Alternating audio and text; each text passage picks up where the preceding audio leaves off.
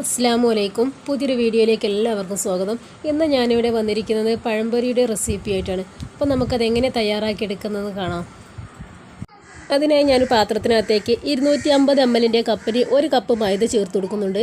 ഇനി ഇതിനകത്തേക്ക് 2 table spoon കടലപ്പൊടി, 2 table spoon പഞ്ചസാര, മധുരം ബാലൻസ് ചെയ്യുന്നതിന് വേണ്ടി 1 നുള്ളു ഉപ്പ്, കളറിന് വേണ്ടി അല്പം മഞ്ഞൾപ്പൊടി, അല്പം ബേക്കിംഗ് സോഡ എന്നിവ ചേർത്ത് കൊടുക്കുന്നുണ്ട്. ഇനി നമുക്കിതെല്ലാം കൂടി നന്നായി മിക്സ് ചെയ്തെടുക്കാം.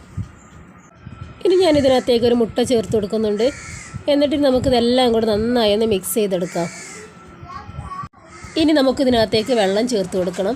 സാധാ പച്ചവെള്ളമാണ് ചേർത്ത് കൊടുക്കുന്നത്. ഞാൻ മൈദമാവ് അളന്നെടുത്ത കപ്പിന് 1 കപ്പ് വെള്ളമാണ് ചേർത്ത് കൊടുക്കുന്നത്. വെള്ളം അല്പാൽപമായി ഒഴിച്ചു കൊടുത്ത് നമുക്കിതെല്ലാം കൂടി നന്നായി മിക്സ് ചെയ്തെടുക്കാം. ഈ ഒരു കൺസിസ്റ്റൻസിയിലാണ് ഇത് വേണ്ടത്. ഇനി നമുക്കിത് 2 മണിക്കൂർ സമയത്തേക്ക് റെസ്റ്റ് ചെയ്യാൻ വേണ്ടി മാറ്റി വയ്ക്കാം.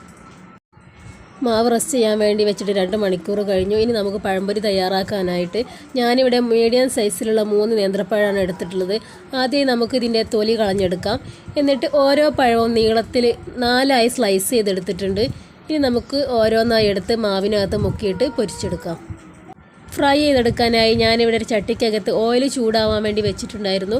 ഓയിൽ നല്ലതുപോലെ ചൂടായോ എന്നറിയാൻ വേണ്ടി നമുക്ക് അല്പം മാവെടുത്ത് ഇതിനകത്തേക്ക് ഇട്ട് കൊടുക്കാം. ഓയിൽ നല്ലതുപോലെ ചൂടായി വന്നിട്ടുണ്ട്. ഇനി നമുക്ക് നമ്മൾ നേരത്തെ കട്ട് ചെയ്ത് വെച്ചിരിക്കുന്ന പഴത്തിൻ്റെ സ്ലൈസ് ഓരോന്നായി എടുത്ത് മാവിനകത്ത് ഇരുവശങ്ങളും മുക്കിയെടുത്ത ശേഷം എണ്ണയിലേക്ക് ഇട്ട് കൊടുക്കാം. മീഡിയം ഫ്ലെയിം വെച്ച് വേണം നമ്മളിത് ഫ്രൈ ചെയ്തെടുക്കാൻ, അല്ലെങ്കിൽ പെട്ടെന്ന് കരിഞ്ഞു പോകാനുള്ള സാധ്യതയുണ്ട്. ഇതാ ഒരു വശം ഫ്രൈ ആയി തുടങ്ങിയിട്ടുണ്ട്. ഇനി നമുക്കിതൊന്ന് മറിച്ചിട്ട് കൊടുക്കാം. ഇരുവശങ്ങളും ഫ്രൈ ആയി. ഇനി നമുക്കിതൊരു സേവിങ് പ്ലേറ്റിലോട്ട് മാറ്റാം. നമ്മുടെ പഴംപൊരി ഇവിടെ റെഡിയാണ്. എല്ലാവരും ഇതുപോലെ ഒന്ന് ട്രൈ ചെയ്ത് നോക്കണേ. നിങ്ങൾക്ക് ഈ വീഡിയോ ഇഷ്ടപ്പെടുകയാണെങ്കിൽ ലൈക്ക് ചെയ്യാനും ഷെയർ ചെയ്യാനും കമൻറ്റ് ചെയ്യാനും മറക്കല്ലേ. പിന്നെ സബ്സ്ക്രൈബ് ചെയ്യാത്ത കൂട്ടുകാർ ആരെങ്കിലും ഉണ്ടെങ്കിൽ ഒന്ന് സബ്സ്ക്രൈബ് ചെയ്തേക്കണേ.